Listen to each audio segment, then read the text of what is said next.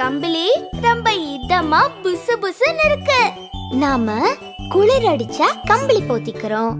ஆனா சில பிராணிகளுக்கு கடவுளே கம்பளி கொடுத்திருக்காரு. தெரியுமா பப்பு? அட அப்படியா? இத பாரு.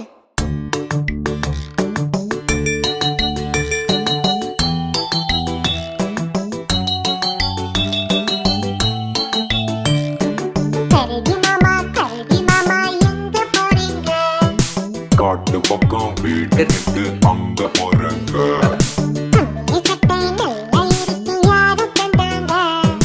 கடவுள் தந்த சொத்து தாங்க வேற யாருங்க?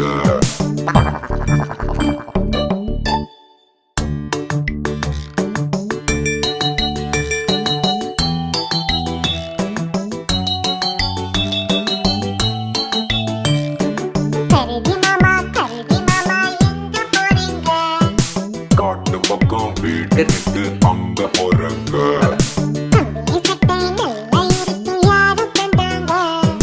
கடவுள் தந்த சொத்து தாங்க வேற யாருங்க? நாங்க வரோம் கரடி மாமா. டாடா.